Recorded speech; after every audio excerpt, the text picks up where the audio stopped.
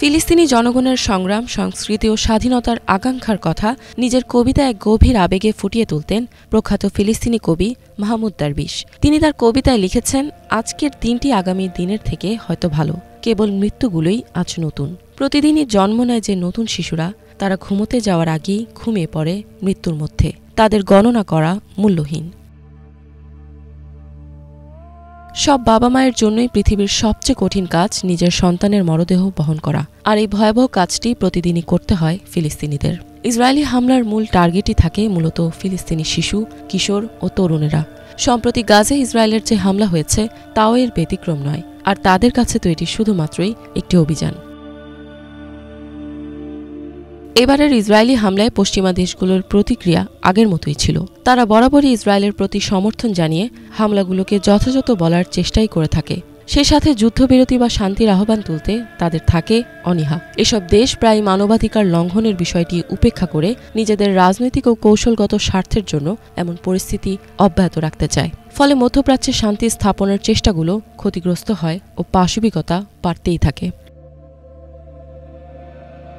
সাম্প্রতিক বছরগুলোতে পবিত্র রমজান মাসের শেষের দিকে গাজায় ব্যাপক আক্রমণ চালিয়ে থাকে ইসরায়েল। ইসরায়েলি হামলায় পুরোপুরি ধ্বংস হয়ে যায় গাজা শহর। এসব হামলায় প্রাণ হারিয়েছে হাজারো ফিলিস্তিনি, নিহতদের অধিকাংশই ছিল শিশু। ইসরায়েলি হামলায় একসঙ্গে এত ফিলিস্তিনি শিশুর মৃত্যু স্মরণকালে আর ঘটেনি। এদিকে ইসরায়েল যুদ্ধাপরাধ করছে এবং এটির তদন্ত হওয়া প্রয়োজন বলেও দাবি জানিয়ে আসছে বিশ্ব মানবাধিকার সংস্থা ও অন্যান্য আন্তর্জাতিক প্রতিষ্ঠানগুলো। তবে প্রশ্ন থেকে যায়, এমন এক বিশ্বে ইসরায়েলের বিচার করবে আসলে কে? ইসরায়েলি হামলার বিরুদ্ধে গাজাবাসীর প্রতি সমর্থন জানিয়ে বিশ্বজুড়ে অনেক মানুষই প্রতিবাদে নেমেছে। মুসলিম দেশগুলো ছাড়াও যুক্তরাষ্ট্র, যুক্তরাজ্য, অস্ট্রেলিয়া, ডেনমার্ক ও ফ্রান্সের মতো দেশগুলোতে হাজারো বিবেকবান মানুষেরা রাস্তায় নেমে এসেছে। অনেকে ইসরায়েলি দূতাবাসের সামনে জমায়েত করেছেন। তবে বিশ্ব মোড়ল ও পশ্চিমাদের সুবিধাভোগীদের কাছ থেকে তেমন কোনো প্রতিবাদ দেখা যায়নি, শুধু উদ্বেগ প্রকাশ করা ছাড়া।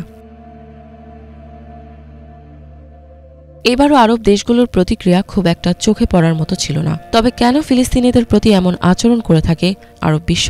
বেশ কিছু আরব দেশ এখন বাণিজ্যিক ও কূটনৈতিক সম্পর্ক স্থাপন করে ইসরায়েলকে সরাসরি স্বীকৃতি দেওয়ার পথে এগিয়ে যাচ্ছে।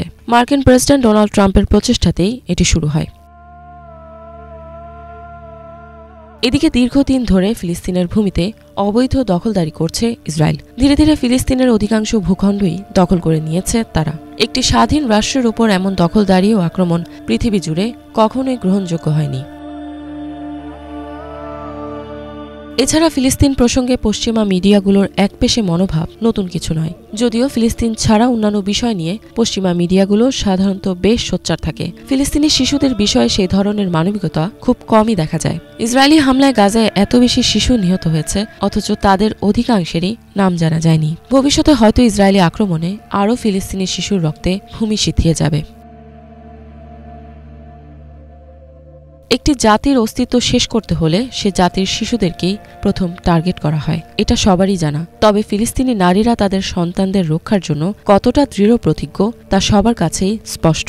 যে ফিলিস্তিনি নারীরা নিজেদের সন্তানের মরদেহ কাঁধে বহন করে থাকেন, তারা এক একটি সাহসী অবিচল প্রজন্মই জন্ম দিয়ে থাকেন। মাহমুদ দারবিশও তার কবিতায় বলেছেন, আমাদের এই ভূমি বন্ধা নয়, প্রতিটি ভূমি রয়েছে একটি জন্মক্ষণ, প্রতিটি সকালেই রয়েছে বিপ্লবের জন্য প্রতিশ্রুতি। ইফাত জাহান, বাংলা ভিশন।